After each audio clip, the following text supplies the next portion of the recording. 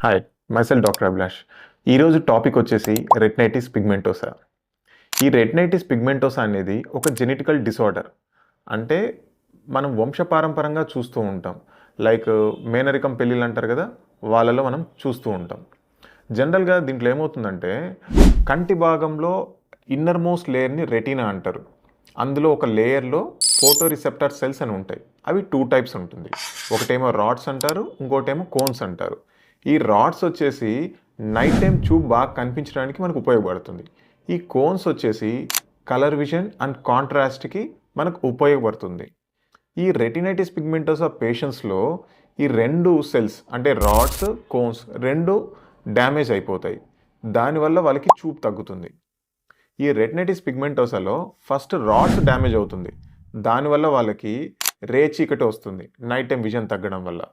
మెల్లిమెల్లిగా ఏమవుతుందంటే ఈ రాడ్స్ అనేవి పెరిఫరీలో ఉంటాయి. అంటే సెంటర్ కాకుండా దూరంగా ఉంటుంది అనమాట. అంటే పై భాగము, కింద భాగము, పక్క భాగంలో ఉంటుంది.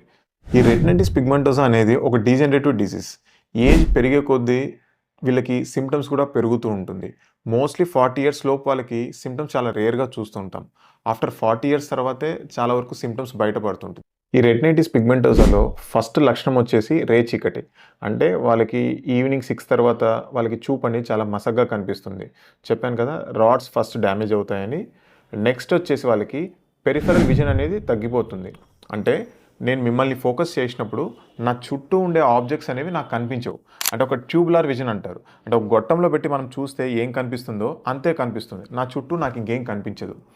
లాస్ట్ స్టేజ్లో వాళ్ళకి సెంటర్లో చూపు కూడా తగ్గిపోతుంది. ఎందుకంటే రాడ్స్ డ్యామేజ్ అవ్వడం వల్ల.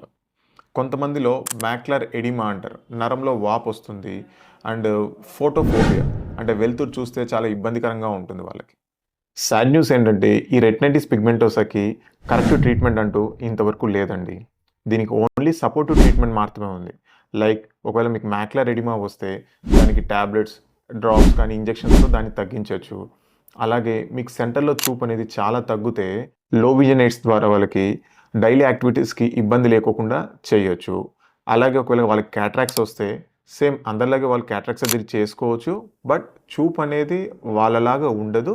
బట్ ఖచ్చితంగా ఇంప్రూవ్మెంట్ అనేది ఉంటుంది. మన ఇండియాలో ఈ థెరపీ లేదు, కానీ న్యూ ట్రీట్మెంట్స్ వచ్చేసి జీన్ థెరపీ అంటారు. ఈ జీన్ థెరపీలో ఏమవుతుందంటే ఒక టైప్ ఆఫ్ రెటినైటిస్ పిగ్మెంటోసా పేషెంట్స్కి ఎర్లీగా డయాగ్నోసిస్ చేసిన తర్వాత వాళ్ళకి ఈ జీన్ అనేది వాళ్ళకి ఇవ్వడం వల్ల చూపు అనేది చాలా వరకు మెరుగుపడుతుంది.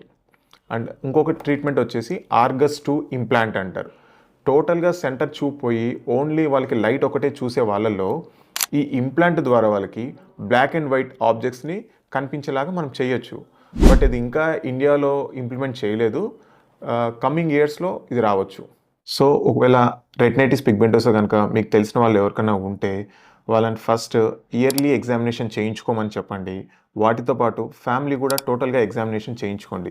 సో దట్ ఎవరికన్నా ఉంటే వాళ్ళు ఎలా ల్యాండ్ అవుతారో మనకు ముందే తెలుస్తుంది. వాటితో పాటు మీరు ఫ్యామిలీ ప్లానింగ్ చేయించుకుంటే you can go for the gene therapy. దీంట్లో ఏమవుతుందంటే మీకు పుట్టబోయే పిల్లల్లో ఈ లక్షణాలు రావచ్చా లేదా అని కూడా మనం కనుక్కోవచ్చు. సారీ టు సే దిస్, ఒకవేళ రెటినైటిస్ పిగ్మెంటోసా కనుక ఉన్నట్లయితే మీరు కొన్ని టైప్ ఆఫ్ జాబ్స్కి ఎలిజిబుల్ కాదు. లైక్ ఏవియేషన్ డిపార్ట్మెంట్ కానీ, రైల్వేస్ కానీ, ఆర్మీ కానీ అండ్ మెడికల్ జాబ్స్కి మీరు ఎలిజిబుల్ కాదు. సో మీకు ముందే తెలిస్తే మీరు అకార్డింగ్గా ప్లాన్ చేసుకోవచ్చు. ఒకవేళ మీకు రెటినైటిస్ పిగ్మెంటోసా ఉండి మీ చూపు అనేది బెటర్ ఐలో అంటే 2 కళ్ళలో బాగా కనిపించే కన్నులో విజన్ అనేది <20/200 ఉంటే మీరు విజువల్లీ హ్యాండిక్యాప్డ్ సర్టిఫికేట్కి ఎలిజిబుల్గా ఉంటారు. సో దట్ మీకు పెన్షన్ వస్తుంది. అండ్ అలాగే కొన్ని గవర్నమెంట్ జాబ్స్కి మీకు రిజర్వేషన్ అనేది ఉంటుంది.